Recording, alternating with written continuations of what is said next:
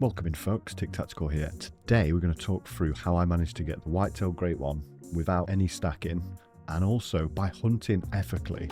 Now this is a bit of a challenge that I set myself because I know there's some people that don't like shooting animals with a 300 or a 375 and want to get that ethical kill. And I thought I'd do a bit of a test to see how many golds, silvers and diamonds it spits out before you actually get a great one. And I'm going to talk through this by using some statistics that I've picked up across the grind and also by showing you some tips and tricks that I picked up along the way to getting this absolute beauty. Perfect. Oh, look at this. Oh, and it's down in one. We've flipping got it, mate. Yes, mate. I'm going to run over to it, yeah? Just send a $2 super sticker to Tic. I hope it was a rolling. Oh, yeah. God, I hope this stream ends soon. Are we in? Are we in? We're in. We're flipping in. Oh, yes. Now, this is my first ever great one, and I decided to choose Revontuli and whitetail deer, which is probably one of the most difficult grinds, given the amount of zones that they have. Alongside the moose, they have a lot of zones. So I'm going to go through and show you how I managed to get this. I've got a map that can be downloaded with all the zones that I've picked up across the way, and I'm also going to look at each of the zones and see what we were left with zone-wise before we actually got the great one.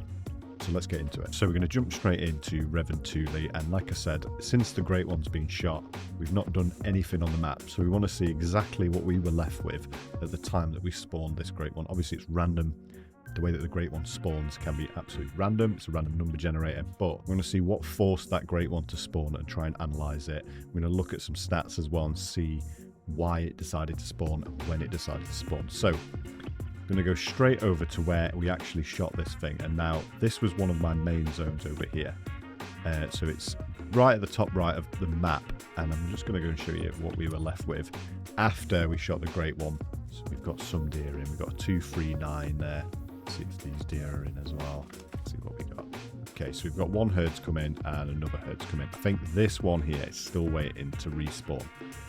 But we're going to take a look. I'm going to map out every single zone I have on this map. And I'm going to count all the different estimates we've got. This is going to take a while.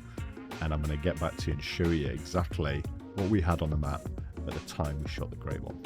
So I mentioned that I'd done a guide, a map for Revontuli Coast for the whitetail deer, and I've gone a little bit further than normal, and this will be available in my Discord. It's a 2K wallpaper, so you can put it on your desktop background while you're doing the grind or on your phone or whatever you need it for. But what I've done is I've mapped out my zones. Now, my zones are going to be a little bit different to yours, as they are on everybody else's, but they're going to be in around the same location. So with a few exceptions, so most people find a zone down here. I could not find a zone down here. So there's going to be some bits like that where it'll pop up somewhere else. But I've got most of my zones sort of mapped out here. The basic principle of this is you want to have at least 8 main shooting lakes, and they always have to be ones that you prefer. Like if they've got loads of foliage, if it's really hard to get to, you want to shoot those down as quickly as possible. So the other thing that I've done on this, which I think is quite unusual, is I've actually gone round every single zone.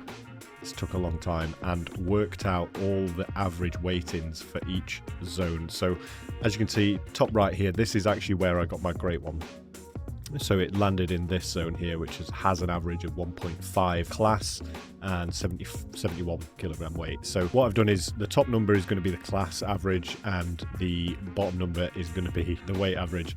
Now this took a lot of time to figure out. I definitely didn't do the maths myself.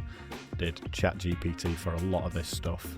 I went through and asked ChatGPT to give me the estimates for every single herd that I have, and eventually ended up with the average for each individual zone. There was quite a few in here, so honestly, if you like this video, please subscribe. It took a while, but we've got the estimates for every single herd basically on my map.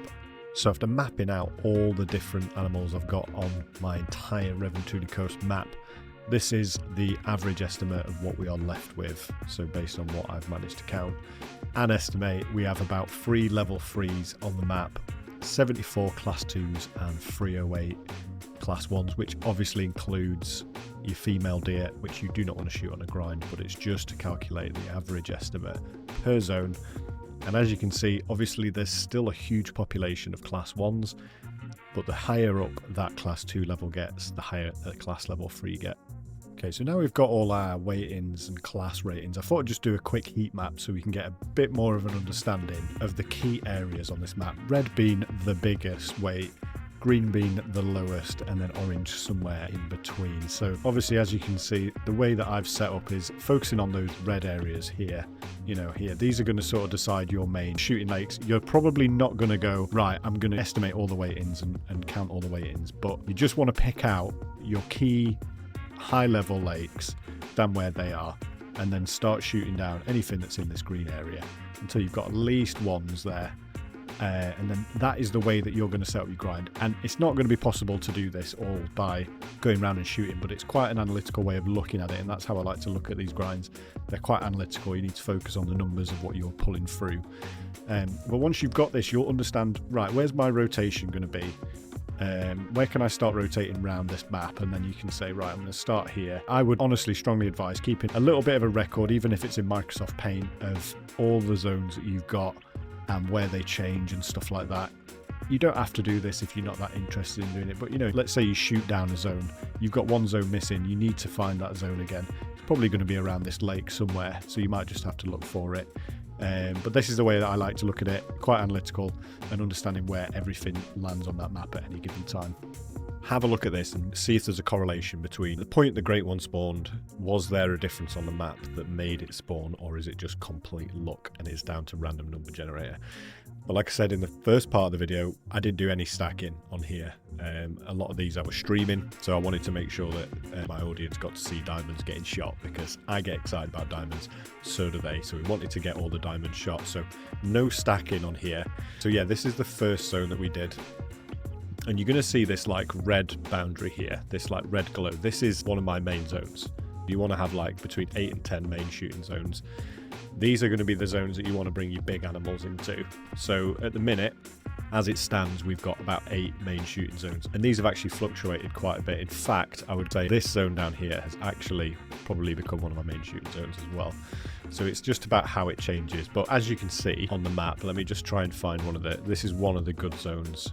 Obviously, you've got really high class rating, you've got a high weighting, and then you go over to one of your bad zones. So lakes that I didn't really shoot that much once they'd gone down to 1s. Average is about 55 kilograms, and classes, they're all class 1. There's just no point in shooting those down. There's one there as well. And actually, I could probably get rid of that, because this it used to be a really good one. I managed to shoot it down because it was quite awkward. And then, yeah, going back to one that's a little bit higher as well, you've got 56 and 60s. These are the ones that are going to start spitting out lots and lots of diamonds. Again here, 63, 67. But all these lakes that aren't my main lakes, the exterior ones, they're all pretty much shot down. There's still quite a bit of work you can do after you grind if you want to carry on doing more grinding. But you can see, like, anything that's maybe set to a 1.2 or a 1.25, that still has some work. There's still a 2 in there, basically, which means you can shoot that down. And the idea is you shoot these down and they will end up in your main lakes, because you want to get all your exteriors down to your 1s, and then you want to pump all the big animals, all the big deer, class 2, class 3, into your main shooting lakes, because that is the best place to shoot them. Now, I said I don't do stacking. The purpose of stacking is essentially fill your main zone with big level 3s, 2s, you want to keep them there, or anything that's like diamond estimate or actual diamonds, you want to keep it in your main shooting lake. And then when you're shooting down your smaller lakes, your exterior lakes, it should eventually move those ones that you shoot. If there's any like 2s in there, it should move them to your main lake, essentially. And that's as simple as it is. Like I said, this will be downloadable. You can download this in my Discord. And I hope this bit has been useful, but we're going to go and check out some of these different lakes. So we're going to first check out one of these bigger lakes, so like this one here, and then I want to show you what, as I call, a turd herd, just something that isn't worth shooting, or in an awkward location. This one's a really awkward location. I'll show you that after. And then we'll just get an idea of what you should be shooting and what you shouldn't be shooting. So this is one of my favorite big zones. It's at the top left of the map, and you get this massive mountain here, which gives you a really good vantage point over the herds, and you'll see how many of them come in.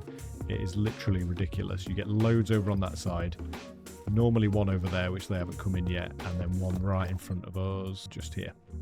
Look at that. So we've got a level 3 down there. So this is one of our main zones. This is where they spawn pretty nicely. And then we've got also over here, we've got a lot of level 2s. Obviously, there's quite a few herds in here, just loads of 2s. This is what you want in one of your main shooting lakes. You want lots of 2s, a 3 if possible. Obviously, if you're stacking, then you'd probably leave this guy. I don't like leaving these guys. I like shooting them. That's just personal preference. So for me, obviously, I'm just going to shoot this guy right now. And we're just going to see as well what this actually spawns back as. So that's him down. And obviously with this zone here, these guys can't hear the shots. So it's pretty good. I'm kind of liking this. This has been one of my favourite zones. Was kind of hoping that the great one would spawn here. We've got a level 2 there as well. We've got 2 level 2. So I'm actually going to shoot these ones down. Whiff that shot. So you can get him on the run. You get to live. You get to live today. Lucky you. Right. So we're going to pick this up, see if we got an actual diamond. This is the purpose of a main lake, in my opinion, is you get your big animals here and you shoot them. This is part of the game for me. Obviously, if you are into your stacking, you want to stack it, then what will happen is once you shoot your exteriors down, you'll start getting the bigger animals coming to here. Because I've already got most of my exteriors down, I know that it's going to be populating this lake with bigger animals anyway, naturally, because there's ones everywhere else. So here we go. We're going to see if we've got a diamond here. Yeah, let's see what we got. And it's a flipping diamond. Let's go. Okay, nice. Let's get a picture of that. Beautiful. Absolutely beautiful. Taxi this guy, and then we are going to go and see what we got on the other side. So we're going to pick up this level 2 now, see what we got. In terms of personal preference for guns, I've been using the M1 Ionic, and I've been absolutely loving it. This has been one of my favourite guns. It's perfect for getting ethical shots, but also you can use the Hansen. The Hansen is very, very good for follow-up shots, and I tend to miss quite a few of my follow-up shots, so it's really nice having that. And we've got a gold. Oh, and it was a cheeky heart shot from 346 out. We'll take that all day. But this is what you want. You want to get those 2s, get those 3s, or stack them if that's what you want to do in your main lake. Now, we're going to shoot over to one of our tiny lakes, or as we call them, turd herds. Okay, I'm going to show you a perfect example of this. And this one, I've taken away my tent because this zone just is not great. So I'm going to give you a prime example of what it looks like to have a shot down, fully shot down herd. This is one of my herds. This is a turd herd, and it is just all level 1 females. Look at that. That is an example of a herd that you do not want to shoot down. Obviously, you're not supposed to shoot any does, but it's the perfect external zone because these guys aren't going to change. I'm not going to shoot these down. Don't need to shoot these down ever. And I've pulled all my tents away. There's just absolutely no... You can just see. Just absolute waste of time. So we're also going to talk positioning. So tent-wise, you want to keep your tents 250 meters away from any of your zones. Best way of doing that, finding a zone, put a marker on it, and when you're placing your tent, just make sure that that distance says 250. So you've got a bit of clearance. I've put a little bit further on mine just to be sure. But this is, again, one of my zones that's changed quite a bit during the grind. It is now one of my main zones. And it's the way that this has worked, it's actually worked quite nicely. I've got a zone on the right, zone on the left. So I've set up right in the middle, and I can shoot on both of those zones if I need to. And this one is looking a little bit low. That is one thing that I need to mention as well. It's every now and again, some of your zones will start looking like they've not had their respawns yet. Now, that is absolutely normal. Whitetail deer on Revontuli sometimes take a while to respawn, and you will get a period where you'll have to shoot quite a lot of deer to get the deer to come back and populate. So don't be worried if you've shot up a zone. These guys just haven't shown up yet. If you've shot up a zone and there's nothing there, a lot of geese on this map. So if you have a zone like this, I would suggest just taking out the biggest one and moving on. There we go. Check this out now.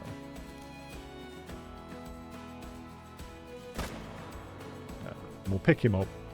Next time we come to this zone, you'll find that obviously if you're doing a rotation, once you've shot one, move on to your next zone and keep doing it all the way around. Make sure you do all your zones, and next time you come back to this zone, you should have your population back because you've left enough time, shot enough deer for it to be able to come back.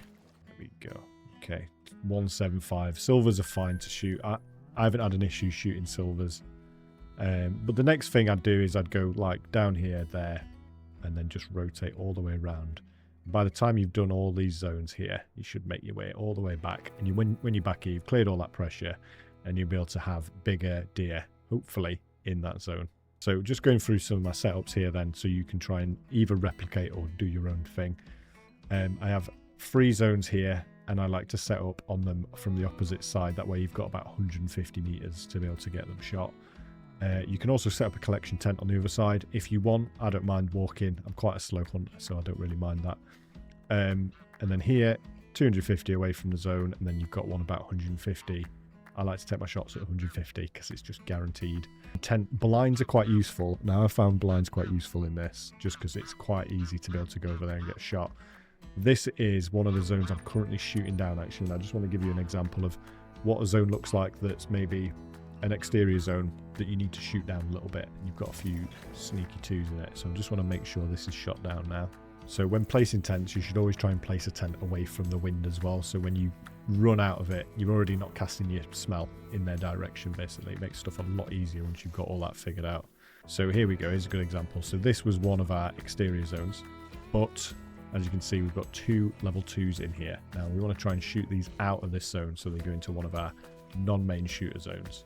So the reason I like these blinds is just completely removes your visibility, and you can still get up and get a bit more of a vantage point and still keep that visibility level low. So like I said, try and level myself up at about 150 meters, and then there we go. We should be... oh, okay, maybe we whiffed that one. Follow up. There we go. I just love this gun, the way that the clip pops out.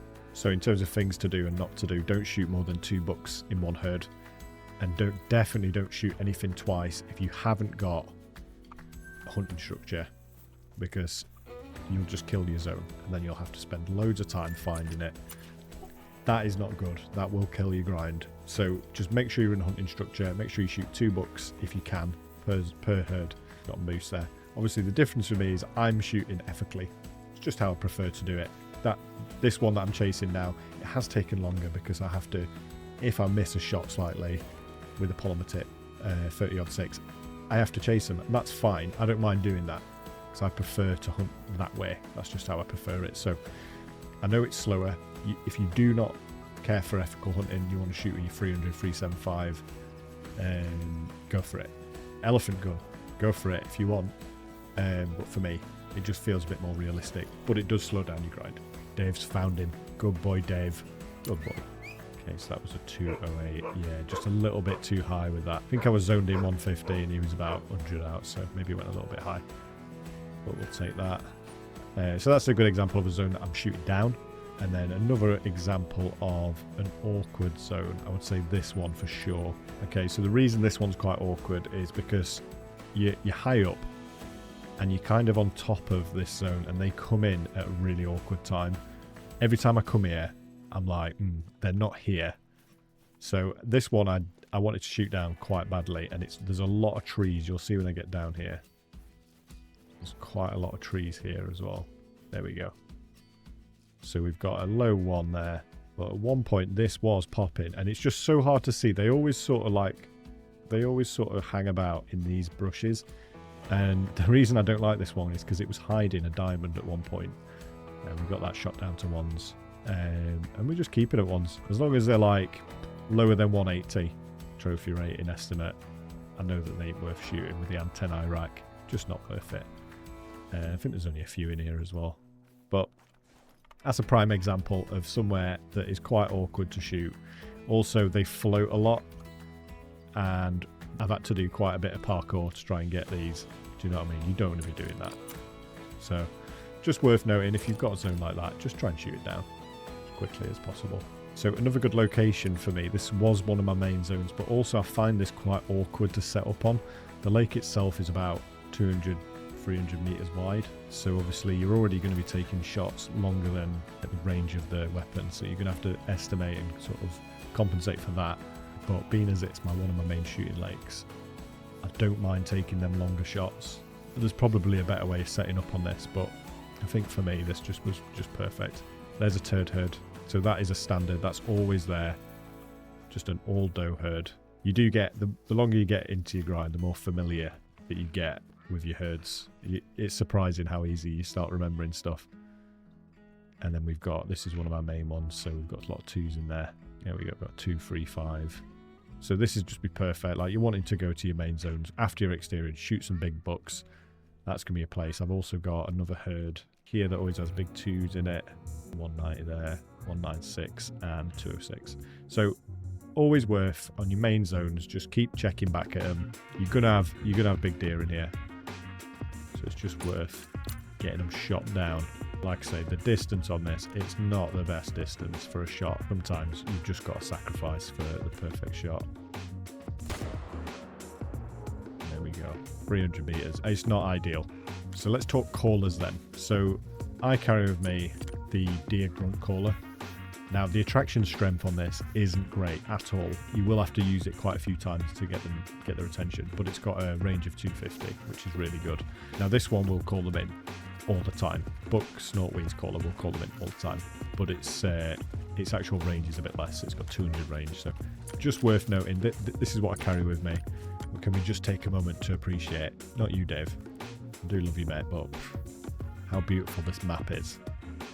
It has got to be one of the most beautiful maps on Call of the Wild, and honestly, it took me 1,600 kills to get the great one.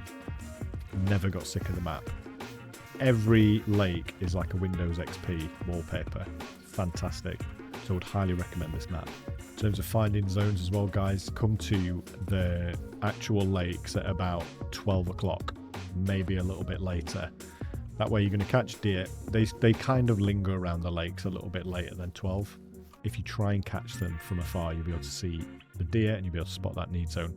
Or you can just take an ATV out. I did that for a lot of mine. Take an ATV out, drive around the lakes. They're not actually too bad to navigate. This one's a little bit more awkward, but you should be all right other than that. I just love that view. What a beautiful place to be. Revontuli coast. Fantastic. I hope this video has helped you. I know it's going to be a little bit different. I'm not talking about herd management too much. I'm not talking about stacking too much. It's just a way to enjoy the game, get ethical kills, and don't worry about stacking. It might take you longer, it might not, who knows. But most importantly, just enjoy the game and enjoy your grind. I hope this has been useful. If you like the video, please give it a thumbs up and subscribe, and I will catch you in the next one. We're doing fallow grinding next. That should be fun. Peace out.